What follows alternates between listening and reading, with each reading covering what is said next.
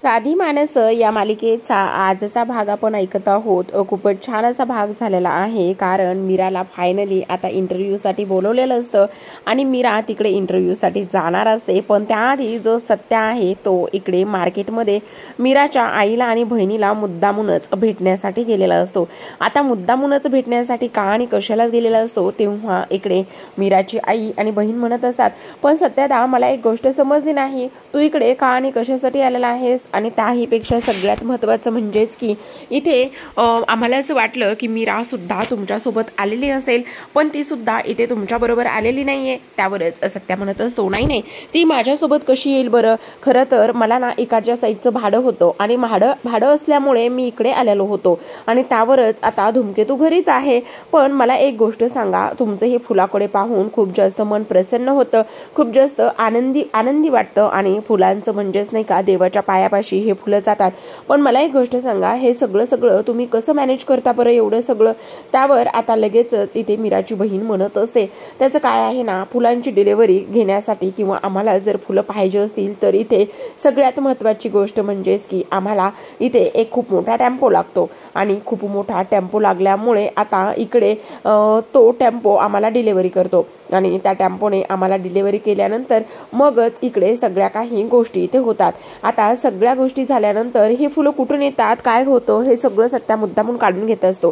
त्यावरच आता इकडे मीराची आई म्हणत असते, ते सगळं आहे ना इकडे ह्याच्यावरनं होतं, म्हणजेच बघा इंदापूर असो, सातारा असो, सांगली असो, आणि तेव्हा इकडे आम्हाला त्या फुलांची या पद्धतीने डिलिव्हरी मिळते आणि त्याचसोबत इथे ही डिलिव्हरी मिळाल्याच्या नंतर मग सगळ्या गोष्टी इथे मॅनेज होतात। त्यावर सत्या म्हणत असतो, मग मला एक गोष्ट सांगा, जर तुम्हाला डिलिव्हरी तिकडून मिळते तर मग हे सगळे फुलाचे गुच्छ वगैरे हे सगळे कसे काय मॅनेज करता तुम्ही?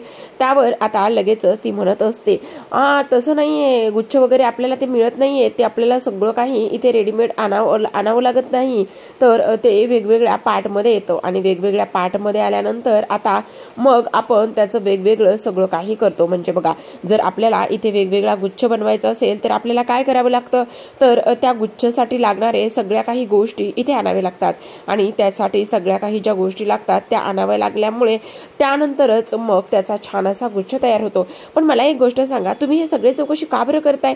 मला काही कळत नाही तुमचं। त्यावर लगेच सत्या म्हणत असतो, नाही नाही नाही नाही, त्याचं काय आहे ना, मी आपलं असेच चौकशी करतो की बघा ना, ह्या सगळ्या गोष्टी मागे किती मेहनत आहे, किती काही गोष्टी आहेत, म्हणून म्हटलं बस फक्त आपल्याला ही सगळी माहिती असावी म्हणून मी हे सगळं काही तुम्हाला विचारत होतो, बस बाकी एवढंच, बाकी काही नाहीये, असं सत्या पुन्हा बोलत असतो। अच्छा एवढंच ना, बरं ठीक आहे, चला तुमच्यासाठी मी चहा मागवते। आणि तेव्हा सत्या म्हणत असतो, नाही नाही नाही, चहा वगैरे काही नकोय, मला आता भाडं आहे आणि मला जायचं आहे, असं म्हणून सत्या लगेचच तिथून निघून गेलेला असतो।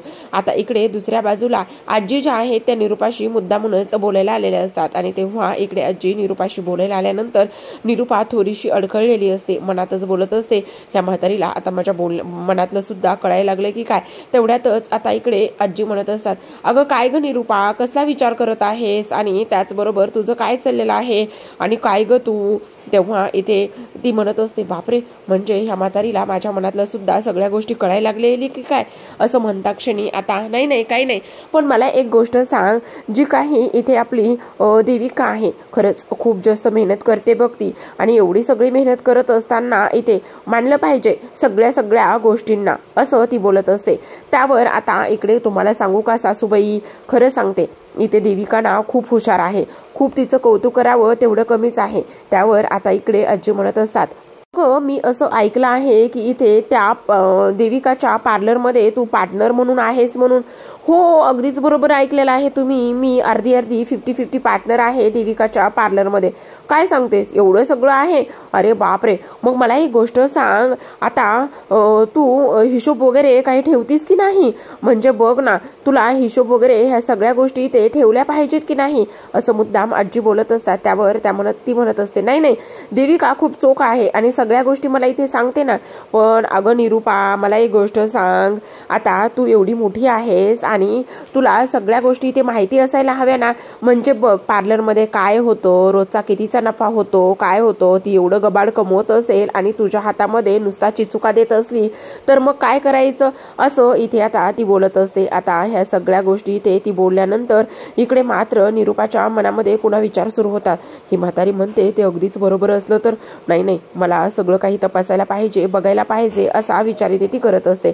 आता ह्या सगळ्या गोष्टींचा विचार केल्यानंतर इकडे लगेचच ती म्हणत असते नाही, ही जी काही बोलते ना हे सगळं अगदीच काही चुकीचं नाहीये, ही बोलते ते अगदीच बरोबर आहे, मला ह्या सगळ्या गोष्टींचा इथे विचार एकदा केला पाहिजे, असं निरूपा मनातच बोलत असते. तेव्हा अगं आज गणपती विसर्जन आहे, मग तू एक काम कर ना, तुझा हा जो काही चेहरा आहे त्याला थोडंसं ते काय मसाज बिसाज काय करायचे ते करू नये आणि जो काही हिशोब आहे ना तो सुद्धा इथे तू करायला पाहिजे, बघायला पाहिजेस की नाही, असं ती मुद्दामूनच म्हणत असते. त्यावरच आता निरूपा म्हणत असते हो बरोबर आहे सासूबाई, तुम्ही ज्या गोष्टी बोलतायत ना त्या खरंच अगदीच बरोबर आहेत.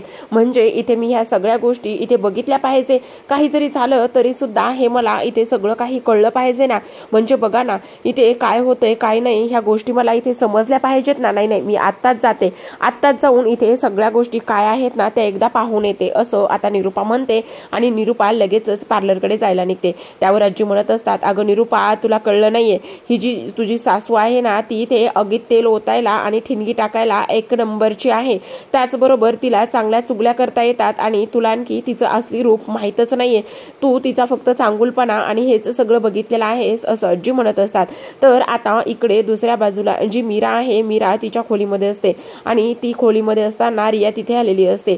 खरं तर मीरा थोडीशी रिया बरोबर चिडलेली असते, तिला फारसं काही रियाशी बोलायचं नसतं, पण रिया तिथे समोर आल्यानंतर मीरा म्हणत असते रिया प्लीज मला तुझ्याशी काहीच बोलायचं नाहीये, आता तू मला ह्या सगळ्या गोष्टी ते बोलू नकोस किंवा काहीच सांगू नकोस. पण रिया म्हणत असते वहिनी प्लीज खरंच ग सॉरी ना, मला त्या सगळ्या गोष्टीबद्दल तुला सॉरी म्हणायचं आहे, असं सुद्धा इथे ती म्हणत असते. आणि त्याचसोबत असं म्हटल्यानंतर आता ती म्हणत असते तू काय करतेस, अगं काही नाही मी ना ते इंटरव्ह्यू साठी थोडंसं शोधाशोध करत होते, कामासाठी ग. त्यावर लगेचच रिया म्हणत असते अच्छा कसल्या कामासाठी आणि कसलं काय शोधत होतेस, हे बघ तुला काय काही मदत लागली तर मी तुला नक्कीच मदत करू शकते आणि मला सुद्धा असं वाटतं की इथे तुला तुझ्या कामाचा मोबदला मिळाला पाहिजे, मला एक गोष्ट सांग नेमकं काय आहे. पण इकडे मीरा म्हणत असते मी बऱ्याचदा इथे ट्राय करून झालेला आहे, मी बऱ्याचदा एवढ्या गोष्टी इथे ट्राय केलेल्या आहेत पण फारसं मला काही इथे जमतच नाहीये. म्हणजे इथे मी ट्राय करते आणि ट्राय केल्यानंतर इथे मला समोरून नाहीचाच रिप्लाय येत आहे, असं इथे ती बोलत असते. आणि ह्या सगळ्या गोष्टी इथे ती बोलल्यानंतर तुला नाहीचा रिप्लाय का बरं येत आहे, हे बघ मला एक गोष्ट सांग, तू जिथे इंटरव्ह्यू द्यायला गेलीस का आतापर्यंत, नाही ना, मी फक्त फोनवरच बोलत आलेली आहे, असं रिया सांगत असते. तर इकडे आता देविकाची खूपच लगबग पार्लरमध्ये सुरू असते. देविकाची पार्लरमध्ये लगबग सुरू असतानाच आता इकडे मात्र तिच्याकडे जे क्लायंट आलेले असतात त्या क्लायंटचं सुद्धा तिला सगळं काही करायचं असतं आणि क्लायंटचं सगळं काही करत असताना आता इकडे सगळ्यात महत्त्वाची गोष्ट झालेली असते आणि ती म्हणजेच की तर इकडे आता जी देविका आहे ती म्हणत असते खरं तर आज जे काही क्लायंट आहेत ना ते खूप सारे झालेले आहेत, त्यावरच आता येणारं प्रत्येक क्लायंट जे आहे ते इथे पार्लरचं खूप जास्त कौतुक करत असतं आणि पार्लरचं एवढं सगळं कौतुक करत असताना आता इकडे तिला सुद्धा खूप छान वाटत असतं. आता क्लायंट निघून गेल्यानंतर इकडे ह्या दोघींचं बोलणं सुरू असतं. तेवढ्यातच आता इथे निरूपाचा फोन तिला आलेला असतो आणि निरूपाचा फोन आल्यानंतर ती म्हणत असते हा बोला ना आई काय झालेलं आहे. त्यावरच ती म्हणत असते अगं काय तू कुठे आहेस. त्यावरच इथे ती म्हणते हा मी पार्लरमध्येच आहेस ना, मग 5 मिनिटांमध्ये मी येत आहे. काय तुम्ही येत आहात, हो मी येत आहे 5 मिनिटातच, असं म्हटल्यानंतर आता इकडे जी देविका आहे तिला तर अगदीच भीती वाटत असते. आता ही बाई कशाला येत आहे असं म्हणून ती लगेचच फोन ठेवते. फोन ठेवल्यानंतर इकडे ती तिच्या मैत्रिणीसोबत बोलत असते. ही बाई पण एक नंबरची चालू आहे बघ, आता हिला इथे येण्याची काय गरज आहे आणि आता ही इथे येऊन काय करणार आहे, काय तमाशा घालणार आहे मला तर काहीच माहिती नाही, असं सुद्धा आता इथे ती बोलत असते. आता ह्या सगळ्या गोष्टी इथे तिनं बोलल्यानंतर मात्र इकडे दुसऱ्या बाजूला देविकाला खूपच खूपच टेन्शन आलेलं असतं. त्यावरच आता बघ ना काय करायचं आणि ही बाई कशासाठी येते हे सुद्धा कळत नाही. त्यावर तिची मैत्रीण म्हणत असते, अगं हे जे काही नाव आहे ना ते पहिलं आपल्याला इथे झाकावं लागणार आहे. हे नाव झाकल्यानंतरच मगच आपल्याला सगळ्या गोष्टी इथे कराव्या लागणार आहेत, नाहीतर हे पार्लर आता तुझं राहिलेलं नाहीये असं तिला लगेच समजेल. असं म्हणून आता देविका आणि तिची मैत्रीण पार्लरचं जे नाव असतं ते पार्लरचं नाव लगेच झाकण्याचा प्रयत्न करत असतात. तिथे असलेले नॅपकिन्स वगैरे ते घेतात आणि नॅपकिन्स वगैरे घेतल्यानंतर ते पार्लर कशा पद्धतीने ते कव्हर करता येईल, कशा पद्धतीने झाकता येईल या गोष्टीचा त्या इथे विचार करत असतात. आणि ह्या सगळ्या गोष्टीचा विचार करत असताना आता मात्र सगळ्यात महत्त्वाची एक गोष्ट असते प्रेक्षकांनो, की आता पटापट त्या इथे ते पार्लरचं नाव जे आहे ते झाकण्याचा प्रयत्न करतात आणि फायनली इथे त्या पार्लरचं नाव झाकलं जातं. आणि अगदीच काहीच न घडल्यासारखे अगदी शांततेमध्ये ह्या दोघी सुद्धा इथे बसलेल्या असतात. तेवढ्यातच तिथे आता निरूपा येते. निरूपा तिथे आल्याबरोबरच ती म्हणत असते, काय ग देविका काय करतेस? हा काही नाही आई, तुम्ही आज इकडे कशा बरं? त्यावर ती लगेचच म्हणत असते, अगं काही नाही, मी ह्या पार्लरची पार्टनर आहे ना, म्हणून मग मी आज सगळा हिशोब वगैरे हे सगळं काही तपासायला आलेली आहे. म्हटलं चला एकदा पार्लरमध्ये जावं, पार्लरमध्ये जाऊन सगळ्या गोष्टी कशा आहेत काय आहेत हे सगळं काही तपासावं म्हणून मी इकडे आलेले आहे आणि मला हिशोब बघायचा आहे. आता इकडे ह्या सगळ्या गोष्टी इथे ती बोलत असते आणि ह्या सगळ्या गोष्टी इथे ती बोलल्यानंतर इकडे मात्र दुसऱ्या बाजूला आता जी रिया रिया म्हणत असते, हे बघ तुला आता खूप जास्त कामाची गरज आहे. तुझ्याकडे इथे जर तुला एखाद्या इंटरव्ह्यूसाठी जायचं असेल तर तुला कसं प्रिपरेशन करायला पाहिजे, म्हणजे बघ सुरुवात ही बोलण्यापासून हसायला हवी. बघ मी आता तुला बोलून दाखवते त्या पद्धतीने तू बोल, म्हणजे आपल्या बोलण्यामध्ये कॉन्फिडन्स असला पाहिजे. आपण जे बोलतो त्याबद्दल आपल्याला सगळं काही माहिती असायला पाहिजे. ह्या सगळ्या गोष्टी तुला जर जमत असतील तर इथे तुला काम कोणीही देऊ शकतं की नाही मीरा, आणि तेव्हा मला फॉलो कर. मी बघ आता कशा पद्धतीने बोलते. तर तेव्हा रिया जी आहे ती इथे बोलून दाखवण्याचा प्रयत्न करत असते आणि रिया इथे बोलून दाखवण्याचा प्रयत्न केल्यानंतर आता लगेचच इकडे मीरा सगळं काही बघत असते. कशा पद्धतीने इथे रियाने स्वतःबद्दल सुरुवातीची माहिती सांगितलेली असते आणि स्वतःबद्दल सुरुवातीची सगळी माहिती सांगितल्यानंतर त्याचबरोबर जो कामाचा एक्सपिरियन्स आहे, काम कशा पद्धतीने मी करत आहे, ह्या सगळ्या गोष्टी रियाने फोनवर बोलून सांगितलेल्या असतात आणि हे सगळं काही इथे मीराने ऐकलेलं असतं. आता ह्या सगळ्या गोष्टी इथे मीराने ऐकल्यानंतर आता रिया म्हणत असते, हे बघ अशा पद्धतीने तुला आता बोलायचं आहे. मी तुला सांगितलं ना त्याच पद्धतीने तुला आता पुन्हा बोलायचं आहे. तू बोलशील ना असं सुद्धा आता इथे ती बोलत असते. त्यावर लगेचच आता इथे ती म्हणत असते, हो चालेल ना, मी बोलायला तयार आहे, असं इथे ती बोलते. आता ह्या सगळ्या गोष्टी इथे ती बोलल्यानंतर इकडे मात्र मीरा लगेचच ती म्हणत असते की चल मग तू आता इथे फोन करायचा आहेस आणि फोन केल्यानंतर मी ज्या पद्धतीने ते बोलत होते ना त्याच पद्धतीने इथे आता तुला सगळं काही बोलायचं आहे, असं इथे ती तिला सांगत असते. त्याचबरोबर आता ह्या सगळ्या गोष्टी तिला सांगितल्यानंतर मीरा सुद्धा इथे फोन लावते. खरं तर फोन फक्त आणि फक्त इथे बाजूला उभी असलेली जी आपली ही आहे म्हणजेच रिया आहे, रियालाच फोन लावायचा असतो. पण तो फोन कोणासमोर लावायचा असतो तर फोन तो रियासमोर लावायचा असतो आणि रियासमोर फोन लावल्यानंतर मीरा जी आहे ती समोरच्या व्यक्तीला स्वतःचं सगळं काही म्हणणं जे आहे ते सांगण्याचा प्रयत्न करत असते. कशा पद्धतीने तिला ह्या सगळ्या गोष्टीचा अनुभव आहे, कशा पद्धतीने तिने काम आतापर्यंत केलेलं आहे आणि त्याचबरोबर एक नाही तर बरेच इव्हेंट्स तिने केलेले आहेत आणि त्याचबरोबर आता मला खूप साऱ्या ऑर्डर्स सुद्धा येऊन गेलेल्या आहेत, असं सुद्धा इकडे ती बोलत असते. तिकडच्या बाजूने रिया प्रश्न विचारत असते तर इकडे मीरा उत्तर देत असते.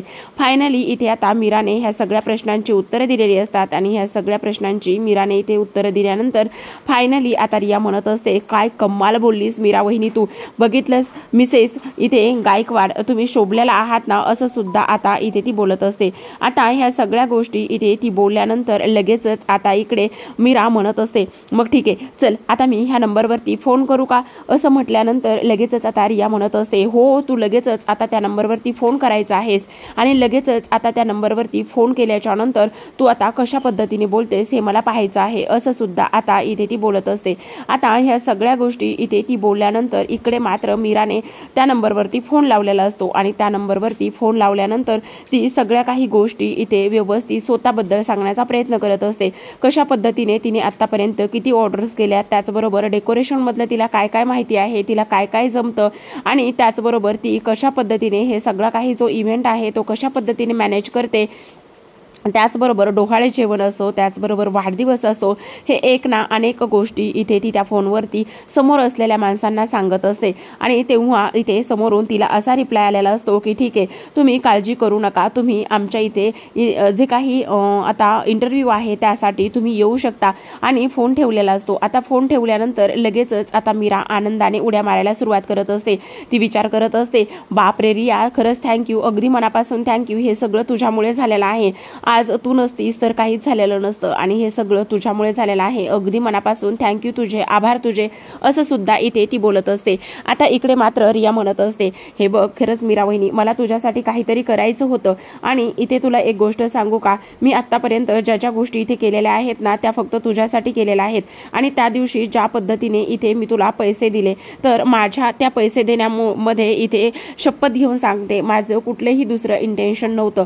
फक्त आणि फक्त इथे तुला तुझ्या कामाचा, तू केलेल्या कामाचा मोबदला मिळावा एवढंच मला वाटत होतं, या पलीकडे बाकी काहीच नव्हतं, असं रिया म्हणत असते. त्यावर आता इकडे ती म्हणत असते, नाही ग रिया, मला तुझा राग आलेला नाहीये किंवा मला तुझं कुठल्याच गोष्टीचं वाईट वगैरे असं काहीच वाटलेलं नाहीये, तुला असं का वाटतंय. पण ती म्हणत असते, नाही ग, मला त्या सगळ्या गोष्टी जाणवल्या ना म्हणून मी इथे बोलत आहे. त्यावर आता लगेचच आता इकडे मीरा म्हणत असते, हो ते जरी सगळं खरं असलं ना तरी सुद्धा आणखी एक महत्त्वाची गोष्ट आहे बघ, आणि ती म्हणजेच आता हे सगळं तुझ्यामुळे इथे मला मिळालेलं आहे आणि खरंच अगदी मनापासून तुझे आभार, असं सुद्धा आता इथे ती बोलत असते. आता ह्या सगळ्या गोष्टी इकडे बोलल्यानंतर दुसऱ्या बाजूला जी निरूपा आहे, निरूपा मात्र इकडे पार्लरमध्ये जाऊन पोहोचलेली असते. निरूपा पार्लरमध्ये जाऊन पोहोचल्यानंतर आता ती देविकाला म्हणत असते की मला इथले सगळे रेकॉर्ड्स चेक करायचे आहेत, म्हणजे हिशोबाची जी डायरी आहे ती तपासायची आहे. आणि हिशोबाची डायरी वगैरे तपासल्यानंतर इथे मग मी पार्टनर आहे ना त्यावरच आता इकडे जी देविका आहे ती म्हणत असते, काय आहे ना आई, आता मंथ एंड आहे ना, मंथ एंड असल्यामुळे सगळ्या ज्या काही हिशोबाच्या डायऱ्या वगैरे सगळं काही आम्ही सीए कडे पाठवलेलं आहे आणि त्यामुळे मला तुम्हाला आता ही हिशोबाची डायरी वगैरे काहीच देता येणार नाही, असं ती बोलत असते. आता ह्या सगळ्या गोष्टी इथे ती बोलल्यानंतर मात्र मग आता लगेचच निरूपा म्हणत असते, अगं बाई, मग तर माझा आता हेलपाटाच झाला. बरं ठीक आहे, आता इकडे माझं ना थोडंसं मसाज वगैरे करून देतेस का, काय आहे ना गं, आता गणपती आहेत ना, गणपती असल्यामुळे मी म्हटलं थोडीशी चेहऱ्याची क्लिनिंग वगैरे करावी, असं इथे ती बोलते. आता ह्या सगळ्या गोष्टी इथे ती बोलल्यानंतर लगेचच आता इकडे ती बोलत असते, हो हो आई चालेल ना, तुम्ही मग काय घेणार, चहा कॉफी किंवा ज्यूस वगैरे घ्याल का. तेव्हा ती म्हणते, नाही नाही ज्यूस वगैरे मागव, पण मला अगोदर माझ्या चेहऱ्याचं पूर्ण सगळं काही इथे तू करून दे. पण तेवढ्यातच इथे निरूपाचं लक्ष तिथे असलेल्या तिच्या त्या ब्युटी पार्लरच्या बोर्डकडे जातं. ज्या बोर्डचं इथे निरूपा ब्युटी पार्लर असं नाव पहिले होतं ते नाव इथे झाकलेलं असतं. आणि तेव्हाच निरूपा म्हणत असते, अगं काय हे नाव का बरं झाकलेलं आहे आणि त्याचबरोबर इथे हे सगळं काय केलेलं आहेस तू, असं इथे ती बोलते. त्यावरच ती म्हणत असते, अहो आई काय आहे ना, आता पार्लरचं रिनोव्हेशन करायचं आहे ना आणि त्यामुळे मी हे नाव झाकलेलं आहे. आता इकडे दुसऱ्या बाजूला सत्या जो आहे तो घरी आलेला असतो आणि सत्या घरी आल्यानंतर त्याच्या खोलीमध्ये बसून तो जे काही इथे त्याने आतापर्यंत कमवलेले पैसे असतात ते तो मोजत असतो. तेवढ्यातच आता पैसे जवळपास 50,000 भरलेले असतात आणि ह्याला तर जवळपास आता 2-2.5 लाख रुपये लागणार असतात. आणि तो म्हणत असतो, आता तर मला जवळपास 2 लाख रुपयांची आत्ता गरज आहे आणि मी हे पैसे नक्कीच मिळवणार, कमवणार आणि येणाऱ्या दसऱ्यापर्यंत इथे धूमकेतूच्या गळ्यामध्ये मी मंगळसूत्र सुद्धा बनवून घालणार आणि ते सुद्धा माझ्या नावाचं, असं इथे हे सगळं काही तो इथे बोलत असतो. आता ह्या सगळ्या गोष्टी तो इथे बोलल्यानंतर तेवढ्यातच दरवाजा वाजलेला असतो आणि तेव्हा तो म्हणत असतो, धूमकेतू आली वाटतं, आणि पटकन तो लगेचच दरवाजा बंद करण्याचा प्रयत्न करतो. जे पैसे त्याने इथे काढलेले असतात ते पैसे पटापटा तो उचलतो आणि ते पैसे पटापटा उचलल्याच्या नंतर लगेचच ते सगळे पैसे इथे तो ठेवून देण्याचा प्रयत्न करत असतो. आणि त्याचबरोबर इथे ते पैसे ठेवून देऊन इथे कुठलीच गोष्ट इथे मीरासमोर येता कामा नये, असं सुद्धा इथे त्याचं म्हणणं असतं. आणि त्याहूनही सगळ्यात महत्त्वाची गोष्ट म्हणजेच की आता इकडे जी मीरा आहे ती तिथे आल्यानंतर आता सत्याची चांगलीच धांदल इथे उडालेली असते आणि सत्याची एवढी सगळी धांदल उडाल्यानंतर आता तो पटापटा हे पैसे लपवण्याचं काम करत असतो. कारण किती जरी नाही म्हटलं तरी सुद्धा त्याला एकच गोष्ट इथे करायची असते आणि ती म्हणजेच की इथे मीराचं जे स्वप्न आहे ते त्याला इथे पूर्ण करायचं असतं. आणि मीराचं स्वप्न पूर्ण करण्यासाठी तो बऱ्याच काही गोष्टी इथे करण्याचा प्रयत्न सुद्धा करत असतो. त्याहूनही सगळ्यात महत्त्वाची गोष्ट म्हणजे प्रेक्षकांनो, आतापर्यंत आता जी काही मीरा आहे, मीरासाठी त्याला इथे इथे जे शॉप आहे ते सुद्धा ओपन करून द्यायचं असतं आणि शॉप ओपन करून दिल्यानंतर इथे तिच्यासाठी मंगळसूत्र सुद्धा बनवायचं असतं। तर आता प्रेक्षकांनो, आजच्या भागामध्ये एवढंच। उद्याचा भाग खूप कमाल धमाल झालेला असतो। सत्याला एक भाडं मिळालेलं असतं आणि ते भाडं सोडवण्यासाठी तो निघालेला असतो। त्यासोबत इथे एका माणसामुळे त्याचं खूप मोठं भाड्याचं नुकसान झालेलं असतं। तेव्हा तो माणूस म्हणत असतो की तुम्ही नका काळजी करू, हे बघा एक रस्ता जर बंद झाला तर दुसरा रस्ता नक्कीच गणपती बाप्पा उघडत असतो, असं म्हणूनच तो माणूस तिथे उतरतो। आता सत्या तिथून त्या गाडीतून खाली उतरतो आणि समोरचा बॅनर पाहता क्षणी इकडे त्याच्या लक्षात येतं की इथे सायकलची स्पर्धा आहे आणि जवळपास त्याचं बक्षीस 1 लाख रुपये जवळ आहे। इकडे मीरा देवाकडे प्रार्थना करत असते की माझं स्वप्न पूर्ण करण्यासाठी, मला मंगळसूत्र बनवण्यासाठी हे किती मेहनत करतायत, ह्या सगळ्या मेहनतीला इथे त्यांना यश दे, असं ती प्रार्थना करत असते। तर प्रेक्षकांनो, साधी माणसं या मालिकेचे असे छान छान एपिसोड्स आणि रिव्ह्यू भेटूयात पुन्हा एका अशाच नवीन अपडेट सोबत। तोपर्यंत धन्यवाद।